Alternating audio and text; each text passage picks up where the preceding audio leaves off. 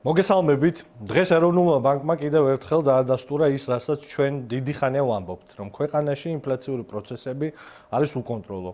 რეფინანსირების განაკვეთის ზრდა 0.25% პუნქტით, ეს არ არის უბრალოდ მშრალი ეკონომიკური გადაწყვეტილება, არამედ პირდაპირ დარტყმა საქართველოს 10,000-ობით და 100,000-ობით მოქალაქეზე, რომელთა სესხიც მიბმულია პირდაპირ რეფინანსირების განაკვეთის ზრდაზე და შემდეგი გადახდისას უკვე გაზრდილი ყოველთვიური შენატანის გადახდა მოუწევთ.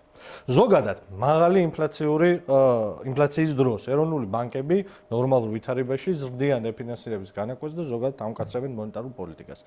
მაგრამ ჩვენ ცხოვრობთ რეალობაში, შეგახსენებთ, სადაც 5 თვეზე მეტია ხელისუფლების აბსოლუტურად ყველა შტო, ვისაც ეს ეხება და არ ეხება. ირაკლი კობახიძის მეთაურობით და თამადობით საქართველოს მოსახლეობას ატყუებს, რომ საქართველოში ინფლაცია არ არის, რომ ფასების ზრდა გამოწვეულია ჯადოსნური მოვლენებით და ქვეყნის გარეთ მიმდინარე პროცესებით.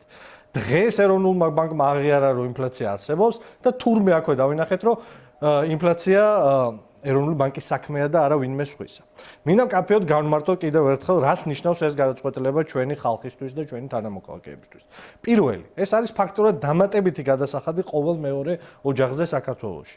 რა თუ დამატებით ფულის გადახდა მოუწევს ფაქტიურად ყოველ მეორე ოჯახს ამ ქვეყანაში საბანკო შენატანის სახით. იმის მაგივრად, რომ ხელისუფლებამ რთულ ვითარებაში გავიაფოს ცხოვრება თავის მოქალაქეებს, შეღავათი ანახოს ამის მაგივრად, იმ ვითარებაში, როდესაც ყოველთვის ფასი იზრდება, ამის მაგივრად ხელისუფლება უფრო ღრმად ყოფს ხელს საქართველოს მოქალაქეების ჯიბეში.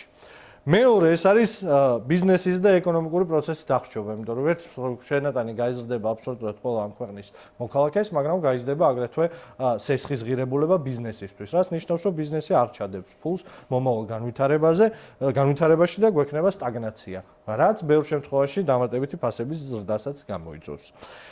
მესამე, ეროვნული ბანკი ამ შემთხვევაში ებრძვის სიმპტომს და არა დაავადებას. ჩვენ ხო ძალიან კარგად გვესმის, რომ ის რის გამოც ინფლაცია ხდება ხოლმე ნორმალურ ვითარებაში, იმ ვითარებაში, რაშიც ჩვენ ვართ, არ არის ასეთი ვითარება. ანუ ჩვენ თანამოქალაქეებს ჭარბი ფული დღეს ხელში არ უჭირავთ და ამიტომ არ არის ინფლაცია გაქცეული. არამედ ინფლაცია გაგვირბის, იმიტომ რომ ერთი, აბსოლუტურად ყველა ძირითადი მოხმარების პროდუქტზე ფასი იზრდება, იმიტომ რომ იმპორტზეა დამოკიდებული, ყველა სახელმწიფო სერვისზე ფასი გაძვირებულია და ჩვენი მოქალაქეები ორჯერ და სამჯერ მეტ იხდიან ნებისმიერ სახელმწიფო სერვისში და კომუნალური გადასახადების ფასი გაზრდილია 1 აპრილიდან მოყოლებული. შესაბამისად, ეს ყველაფერი პლუს ინფლაციური მაჩვენებელი ჯამში ქმნის იმ არასტაბილურ გარემოს, რომლის კონტროლის ხელისუფლებამ გადაწყვიტა ეროვნული ბანკის მიერ საქართველოს მოქალაქეებისთვის სესხის გაძვირებით და არა იმ ნაბიჯებით, რომელიც გადასადგმელი აქვს იმისთვის, რომ საქართველოს მოქალაქეებმა ნახონ შეღავათი ამ ურთულეს ვითარებაში. გააუქმოს დროებით საწოვის აქციზი და დაწიოს დღგ-ს გადასახადი სასურსათო პროდუქტებზე. ამის მაგივრად ისევ საქართველოს მოქალაქეებს უწევთ თავის ჯიბიდან გადაიხადონ ფული ხელისუფლების უგუნური ეკონომიკური პოლიტიკის გამო, რომელიც აღარიბებს ამ ქვეყანას. მადლობა.